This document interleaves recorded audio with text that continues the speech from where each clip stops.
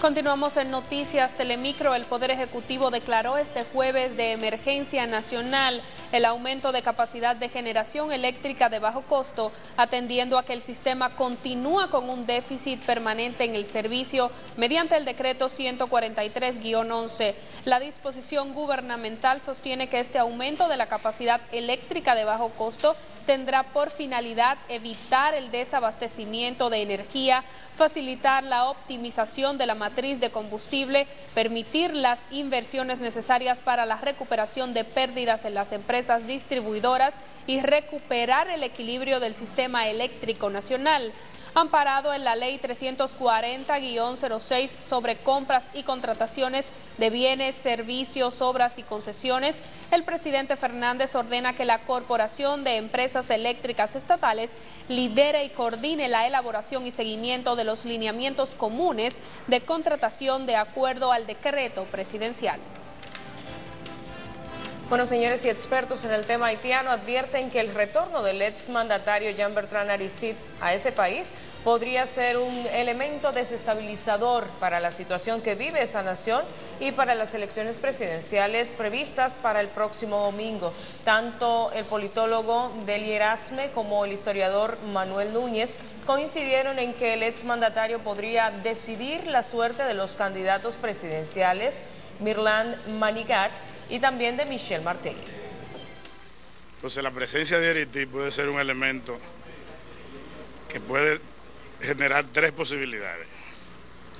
Número uno, que él asuma la posición en favor de uno u otro candidato. Él decide las elecciones. Número dos, que él se convierta en un ente pasivo en su regreso y deje a la gente por la libre. Y número tres, que él decida que no se hagan las elecciones haitianas. Porque Aristide controla una parte del electorado que le es leal y porque además puede incidir en caso de que se lo proponga en quién ganaría las elecciones, lo cual a su vez puede relanzar, una vez se han ya dicho los resultados, reivindicaciones por parte de aquellos que pierdan los comicios. Hace presencia. Se tiene previsto que Jean-Bertrand Aristide retorne a Haití en las próximas horas, luego que fuera sacado del poder en el 2004 mediante un golpe de Estado. Vamos a Japón, ya que autoridades de esa nación continúan tratando de enfriar los reactores nucleares en Fukushima. Pasamos al resumen de las informaciones internacionales con Anabel de la Rosa.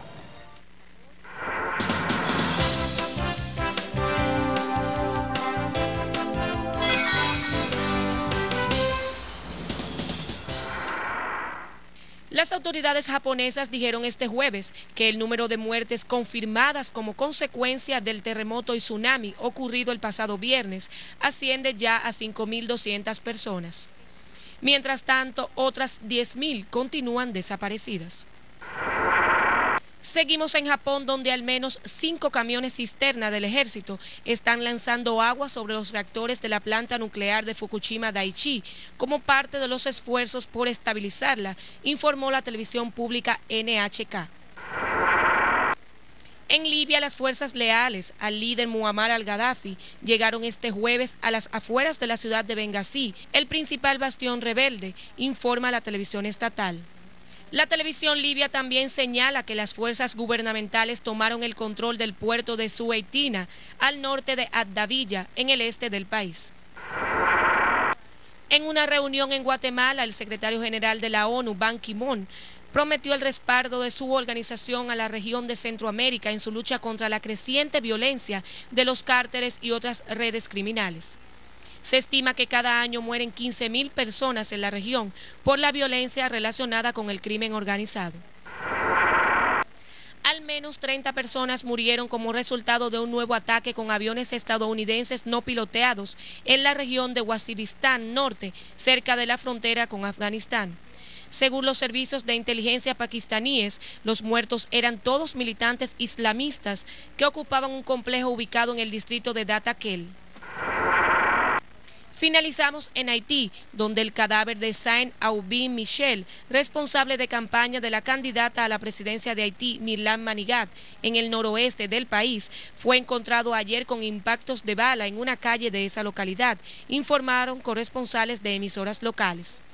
Manigat, por su parte, denunció el aumento de la violencia en la campaña electoral para las votaciones del próximo domingo. En un resumen de las informaciones internacionales, Anabel de la Rosa. Y regresando a las noticias del país, 6 personas fueron detenidas por la Dirección Nacional de Control de Drogas, presuntamente cuando realizaban una transacción de venta de 36 kilos de cocaína en el parqueo de un establecimiento comercial ubicado en la avenida George Washington. Los apresados son Winston Vitielo García, Héctor Aristides Pilato Caraballo, Pedro Rafael Díaz Contreras, Joel Torres Osuna, Rainer Benítez Hernández y Lirio Amado Vigay Donastor. La DNCD informó que el cabecilla de la transacción de los 36 kilos de cocaína era Pedro Rafael Díaz Contreras y otro conocido como Sammy, quien emprendió la huida y es perseguido activamente por el organismo antidrogas. 2 hombres asaltaron esta mañana el puesto Laguna Redonda de la Marina de Guerra en Miches, donde cargaron con 3 fusiles marca Checo, calibre 7.62 con 6 cargadores llenos. Según Pedro Peralta, corresponsal de Telemicro en Miches, los desconocidos encapuchados y portando escopetas calibre 12 encañonaron y amordazaron al marinero Andrés Oscar León y a un guardia que se encontraba en el lugar. Las armas fueron recuperadas en un operativo montado en el sector La Gina de Miches y arrestaron a Junior Laureano Mercedes y Francisco Contreras Marte, quienes según la Marina de Guerra confesaron su participación en el asalto.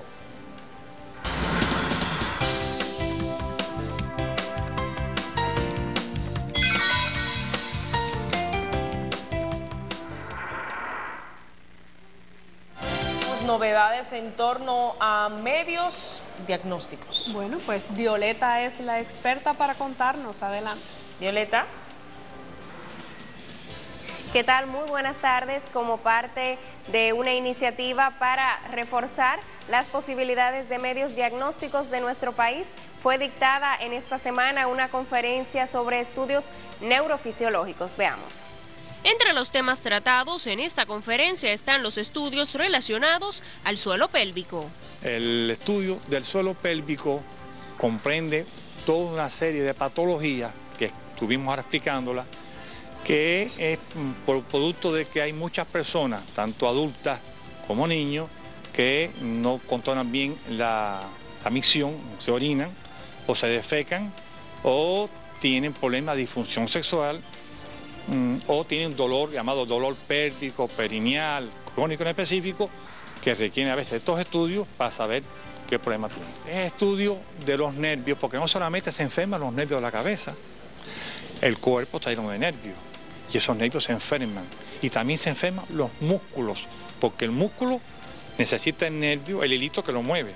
Entonces, tanto hay enfermedades de los músculos como enfermedades de los nervios.